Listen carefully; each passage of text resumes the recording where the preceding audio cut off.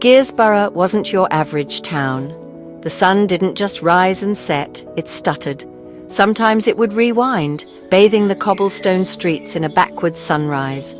Other times it would freeze, holding midday for an hour longer than usual. The townsfolk had grown accustomed to the oddities. They blamed it on the town's peculiar landmark, a grand clock tower that loomed over every building, its gears perpetually grinding. At the foot of this clock tower sat a quaint little shop. Its window displayed a mesmerizing array of clocks, cuckoo clocks that chirped melodies backwards, grandfather clocks with pendulums that swung twice as fast. This was the workshop of Mr. Cogsworth, the town's enigmatic clockmaker. He was a man whispered to be a master of time itself. The aroma of wood polish and clock oil wafted from the shop, a comforting scent for its sole apprentice, a bright-eyed youngster named Thomas. Thomas, with a mop of unruly brown hair and a thirst for adventure, found the unpredictable nature of time in Gearsborough thrilling.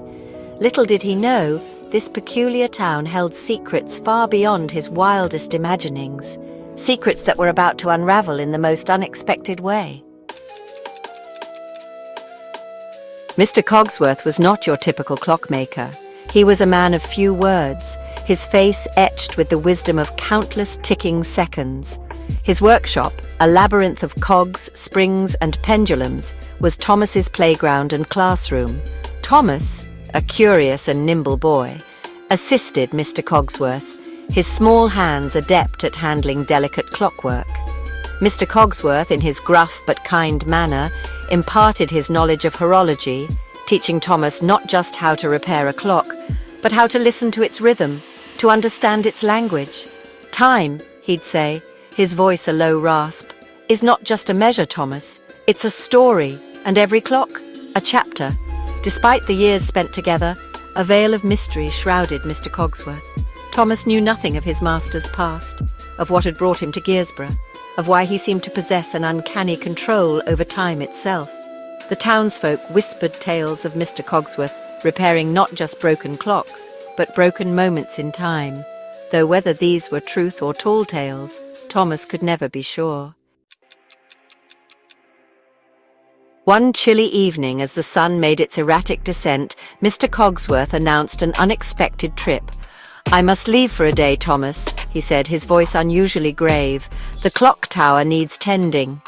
The clock tower was strictly off-limits for Thomas.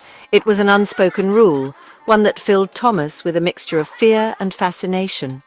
He longed to climb its winding stairs, to unravel the secrets hidden within its heart. Left alone in the shop, surrounded by the rhythmic ticking of countless clocks, Thomas felt a familiar pull towards the forbidden tower. Curiosity, like a mischievous imp, whispered in his ear, urging him to discover what lay beyond the forbidden door. Driven by an insatiable curiosity, Thomas couldn't resist the allure of the forbidden clock tower. He slipped out of the shop and stood before the imposing structure. The giant gears whirred and groaned above him. With a deep breath, he pushed open the heavy oak door and stepped inside. The air within the tower was thick with the scent of oil and metal. A spiral staircase, seemingly endless, wound its way upwards.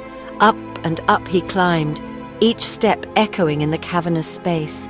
Finally, he reached the top, his heart pounding in his chest. There, bathed in an ethereal glow, stood a magnificent clock, unlike any he had ever seen. Its face was a swirling vortex of stars, its hands crafted from pure moonlight.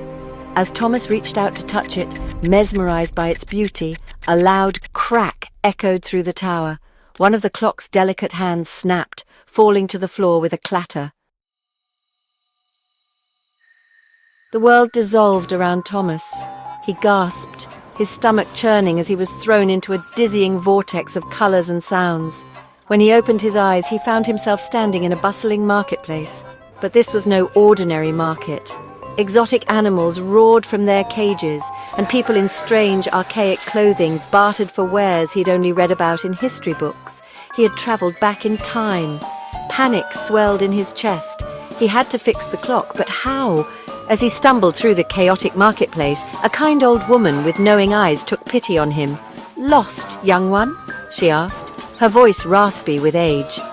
Thomas, mustering his courage, told her about the clock, the tower, and the broken hand. A knowing smile spread across the woman's wrinkled face. "The clock of ages," she whispered. "It controls the very fabric of time in Gearsborough. To repair it, you must journey through time itself, young apprentice. You must find the missing pieces of its heart."